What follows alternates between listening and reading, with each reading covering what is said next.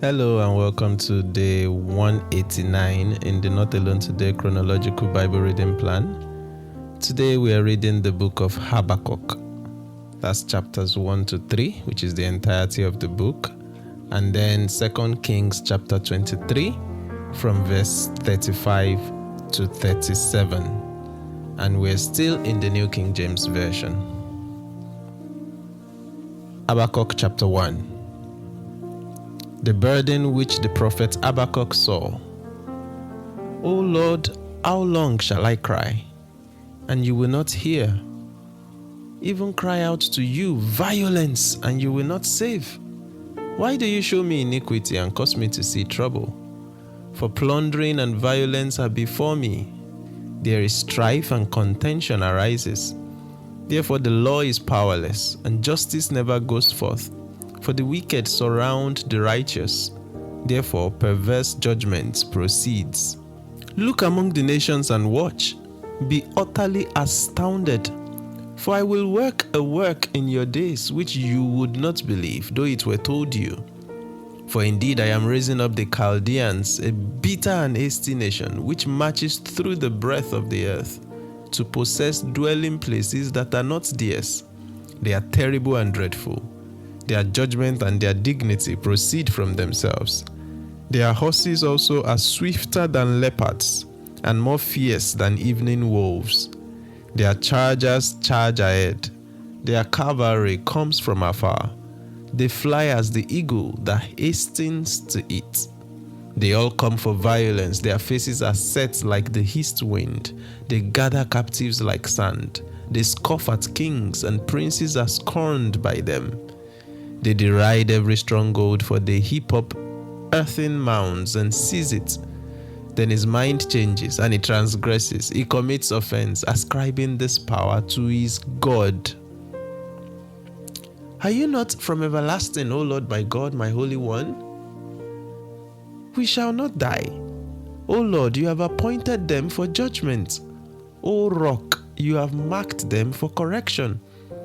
You are of purer eyes than to behold evil, and cannot look on wickedness. Why do you look on those who deal treacherously, and hold your tongue when the wicked devours a person more righteous than he? Why do you make men like fish of the sea, like creeping things that have no ruler over them? They take up all of them with a hook. They catch them in their nets, and gather them in their drag nets. Therefore they rejoice and are glad. Therefore they sacrifice to their net and burn incense to their dragnet, because by them their share is sumptuous and their food plentiful. Shall they therefore empty their nets and continue to slay nations without pity? Chapter 2. I will stand my watch and set myself on the rampart, and watch to see what he will say to me, and what I will answer when I am corrected. Then the Lord answered me and said, Write the vision and make it plain on tablets, that he may run who reads it. For the vision is yet for an appointed time, but at the end it will speak and it will not lie. Though it tarries, wait for it, because it will surely come, it will not tarry. Behold the proud, his soul is not upright in him, but the just shall live by his faith. Indeed, because he transgresses by wine, he is a proud man, and he does not stay at home. Because he enlarges his desire as hell, and is like death, and cannot be satisfied. He gathers to himself all nations, and heaps up for himself all peoples. Will not all this take up a proverb against him, and a taunting riddle against him, and say, Woe to him who increases what is not his? How long? And to him who loads himself with many pledges. Will not your creditors rise up suddenly? Will they not awaken who oppress you? And you will become their booty. Because you have plundered many nations, all the remnant of the people shall plunder you. Because of men's blood and the violence of the land and the city of all who dwell in it. Woe to him who covets evil gain for his house, that he may set his nest on high, that he may be delivered from the power of disaster. You give shameful counsel to your house, cutting off many peoples, and sin against your soul.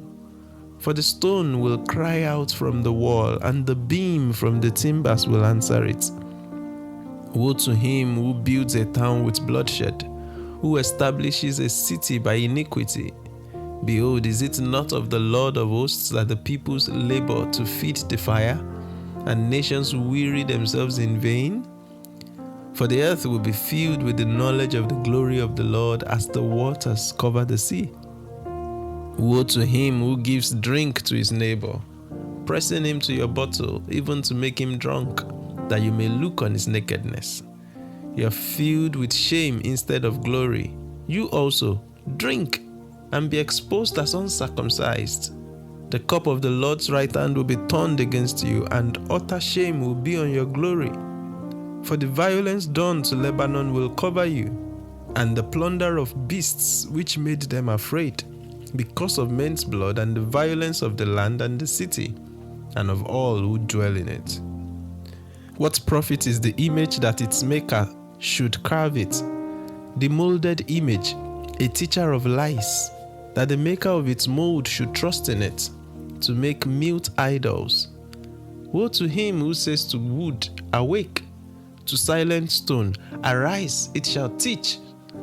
Behold, it is overlaid with gold and silver, yet in it there is no breath at all. But the Lord is in his holy temple. Let all the earth keep silence before him. Chapter 3. A prayer of Habakkuk the prophet on Shigionoth. O Lord, I have heard your speech and was afraid. O Lord, revive your work in the midst of the years. In the midst of the years, make it known. In wrath, remember mercy. God came from Teman, the Holy One from Mount Paran. His glory covered the heavens, and the earth was full of his praise. His brightness was like the light. He had rays flashing from his hand, and there his power was hidden. Before him went pestilence, and fever followed at his feet. He stood and measured the earth. He looked and startled the nations, and the everlasting mountains were scattered. The perpetual hills bowed.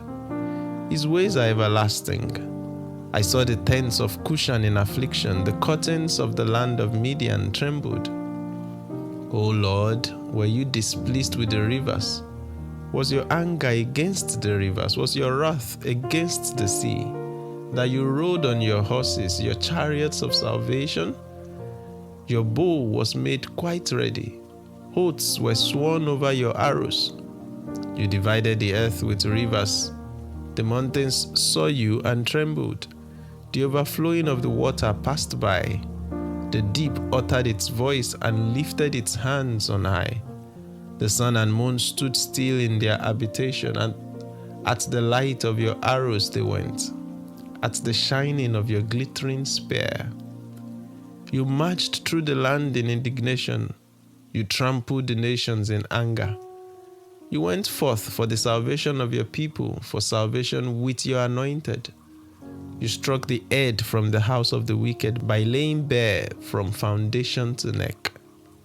You thrust through with his own arrows the head of his villages. They came out like a whirlwind to scatter me. Their rejoicing was like feasting on the poor in secret.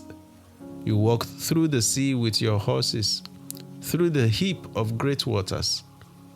When I heard, my body trembled, my lips quivered at the voice, rottenness entered my bones, and I trembled in myself, that I might rest in the day of trouble. When he comes up to the people, he will invade them with his troops. Though the fig tree may not blossom, nor fruit be on the vines, though the labor of the olive may fail, and the fields yield no food, though the flock may be cut off from the fold, and there be no herd in the stalls, yet I will rejoice in the Lord. I will joy in the God of my salvation. The Lord God is my strength. He will make my feet like deer's feet, and he will make me walk on my high heels. To the chief musician with my stringed instruments. 2 Kings chapter 23 verse 35 to 37. So Jehoiakim gave the silver and gold to Pharaoh, but he taxed the land to give money according to the command of Pharaoh. He exacted the silver and gold from the people of the land, from everyone according to his assessment, to give it to Pharaoh Necho. Jehoiakim was 25 years old when he became king, and he reigned 11 years in Jerusalem. His mother's name was Zebudah, the daughter of Pedaiah of Rumah, and he did evil in the sight of the Lord, according to all that his fathers had done. This is the word of the Lord. Thanks be to God.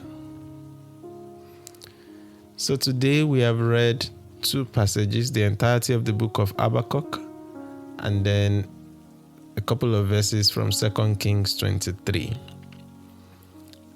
Prophet Habakkuk prophesied in the days of Jehoiakim, which is why we've read that passage in 2 Kings alongside this book together today.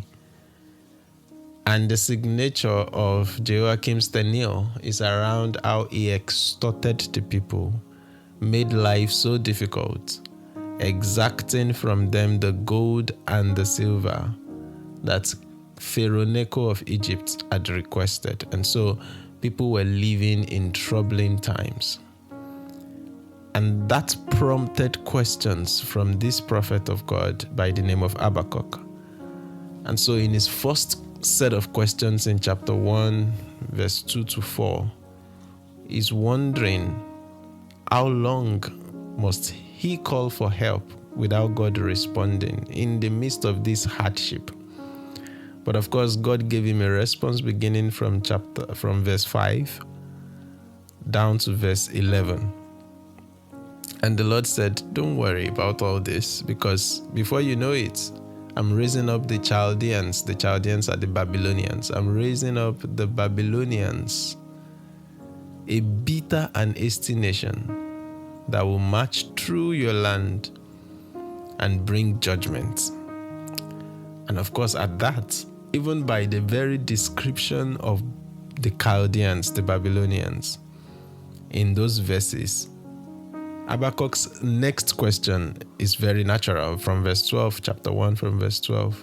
And he began to say, are you not from everlasting, O Lord my God, my Holy One? Like, in light of your holiness, your eyes are so holy they cannot behold evil. Why would you then use people like the Babylonians of all people that ascribe their power to their God, to bring judgment on your own people? And that leads on to chapter 2, where the Lord gave a response that culminates, amongst other things, in verse 4. The just shall live by his faith. The Lord instructed Habakkuk to write the vision, to make it plain. At the end of the day, the just shall live by his faith. And then that leads on in that chapter, in chapter 2, to 5 woes that God will pronounce through this prophet.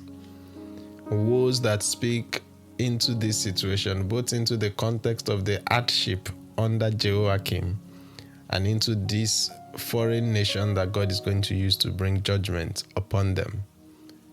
So first in verse 9, woe to him who covets evil gain for his house, that he may set his nest on high. And then in verse 12, woe to him who builds a town with bloodshed, who establishes a city by iniquity. That's Jehoiakim. And then verse 15, woe to him who gives drink to his neighbor, pressing him to your bottle, even to make him drunk, that you may look on his nakedness. That's just some interesting imagery. And then in verse 19, woe to him who says to wood, awake, to silent stone, arise. And then, of course, we go on to say, yet in it there is no breath at all. So idolatry, which holds no water at the end of the day.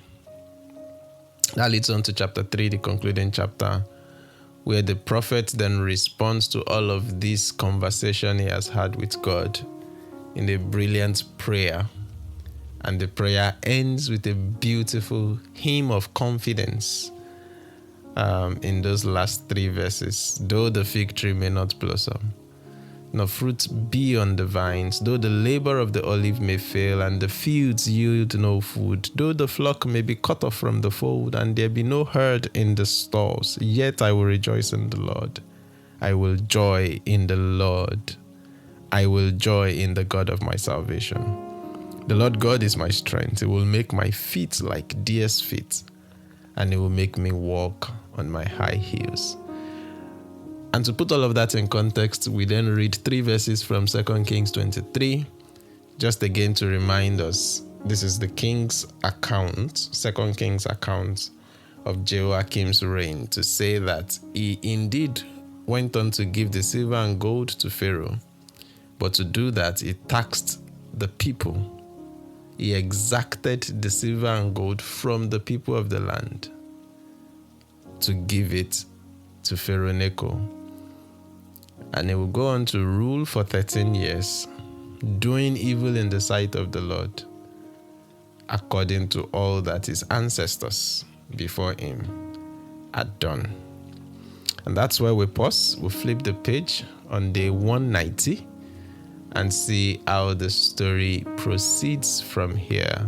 We'll be going back to the book of Jeremiah and see some prophecies that put in context the next historical highlights. But till then, just remember, you're not alone today. God bless you.